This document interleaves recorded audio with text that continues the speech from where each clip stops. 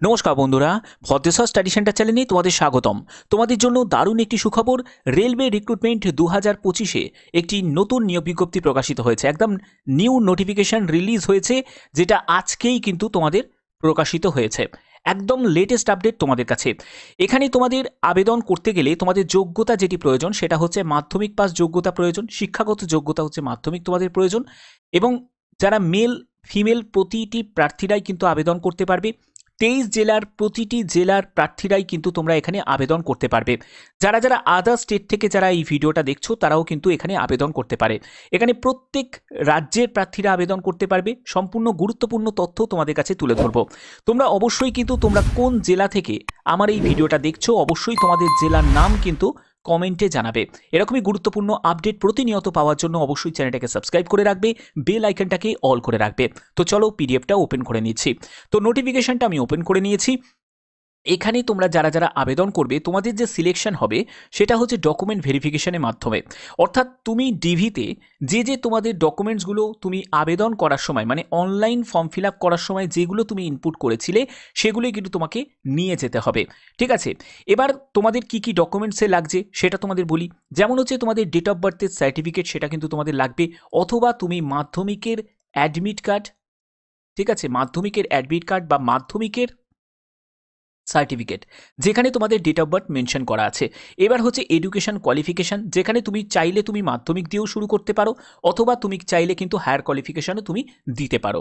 এর পরবর্তী তোমাদের যে কোনো একটি গভর্নমেন্ট আইডি প্রুফ সেটা কিন্তু তোমাদের অবশ্যই প্রয়োজন, যার জন্য তুমি প্যান কার্ড বা তুমি আধার কার্ড, এখন যেহেতু রেলের জন্য আধার কার্ড যেহেতু খুবই প্রয়োজন, তার জন্য তোমাদের অবশ্যই আধার কার্ড কিন্তু লাগবে।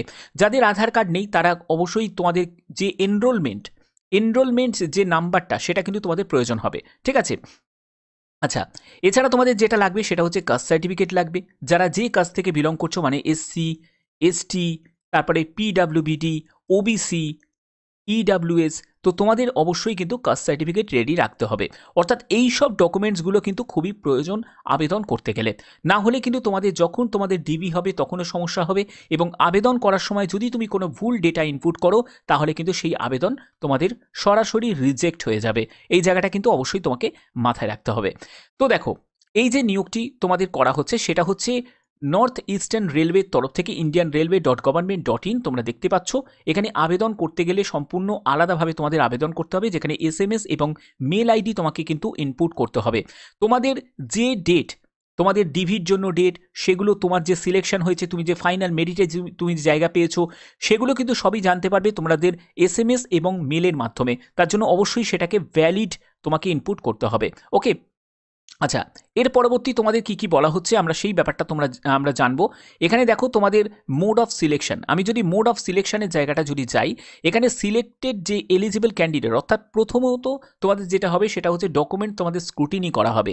এই স্ক্রুটিনি করার পরে তাদের মেরিট লিস্টেড মানে যারা যারা তোমরা যোগ্য প্রার্থী তাদেরকে রাখা হবে, অযোগ্য প্রার্থীদের ছাঁটাই করে দেওয়া হবে। এবং এখানে কিন্তু তোমাদের বোথ দেখতেই পাচ্ছ ক্যান্ডিডেট বোথ দ্য ম্যাট্রিকুলেশন 50% তোমার কিন্তু কমসে কম কিন্তু নাম্বার তোমার থাকতে হবে, 50% নাম্বার থাকতে হবে, তাহলেই কিন্তু তোমরা এখানে আবেদন করতে পারবে।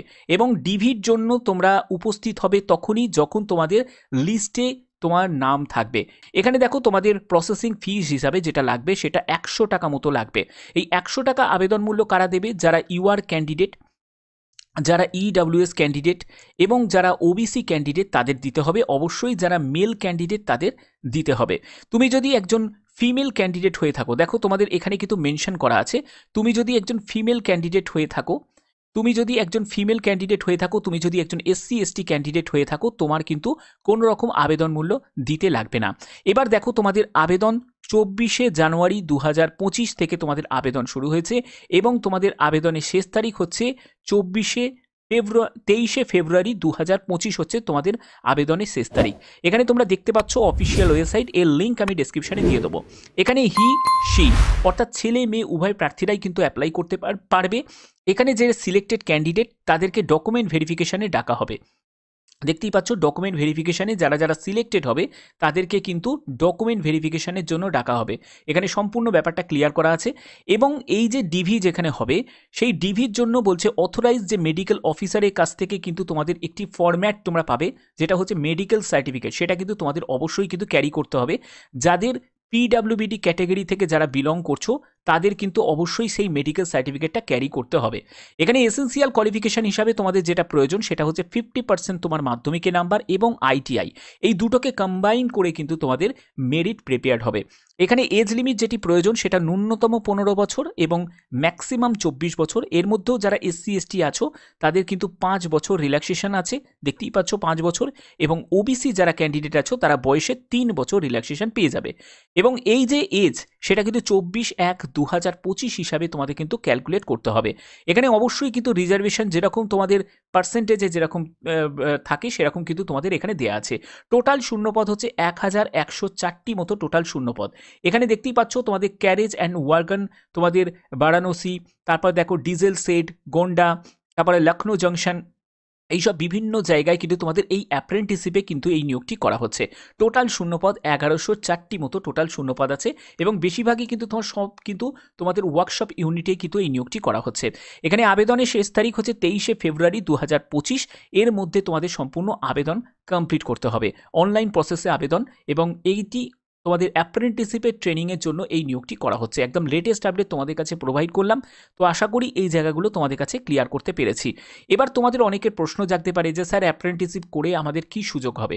দেখো, অ্যাপ্রেন্টিসশিপ করার পরে কিন্তু তোমরা যদি তুমি পাস আউট করতে পারো তাহলে কিন্তু সিসিএএ এই যে ক্যাটাগরির মধ্যে তুমি কিন্তু নথিভুক্ত হয়ে যাবে। এখানে নথিভুক্ত হলে তোমাদের যে গ্রুপ ডি, তোমাদের সামনে যেসব গ্রুপ ডি নোটিফিকেশান রিলিজ হয়েছে তোমরা দেখবে গ্রুপ ডিতে কিন্তু যারা সিসিএএ ক্যাটাগরির মধ্যে যারা নথিভুক্ত থাকবে তাদের কিন্তু পিইটি এক্সাম দিতে হয় না, অর্থাৎ ফিজিক্যাল এফিসিয়েন্সি টেস্ট তোমাদের কিন্তু হবে না। এই একটা সুযোগ আছে। তাছাড়া কিন্তু তোমাদের কাট অফ, তুমি যদি সিসিএ ক্যাটাগরির যদি কাট অফ যদি দেখো 35-40 এরকমের মধ্যে কিন্তু ঘোরাফেরা করে, তারও কিন্তু কম যায়, কারণ তারা ক্যান্ডিডেট পায় না। যারা যোগ্য প্রার্থী তারা সেই রকম যোগ্য প্রার্থীরা তারা পায় না, তার জন্য এই সব ভ্যাকেন্সিগুলো কিন্তু পড়ে থাকে। ঠিক আছে, তো এইগুলো কিন্তু অবশ্যই তোমাদের কিন্তু মাথায় রাখতে হবে। যদি তোমার থাকে সুযোগ থাকে, তোমার যদি নাম্বার থাকে, তাহলে অবশ্যই কিন্তু এখানে কিন্তু ট্রাই নিতে পারো, কারণ এদের যে সিলেকশনটা করা হয় সেটা কিন্তু সম্পূর্ণ মাধ্যমিকের নাম্বারের ভিত্তিতে করা হয়। ওকে, এখানে দেখো তোমাদের স্টাইপেন কিন্তু তোমরা পাবে, যেরকম একটা সরকারি জায়গায় ট্রেনিং নিলে তোমাদের যেরকম স্টাইপেন থাকে সেরকম কিন্তু স্টাইপেনের সুযোগ কিন্তু এখানে আছে। এবং দেখো এখানে ইঞ্জিনিয়ারিং গ্র্যাজুয়েট বা তোমার যদি ডিপ্লোমা হোল্ডার হও তাহলে কিন্তু not eligible to apply apprenticeship.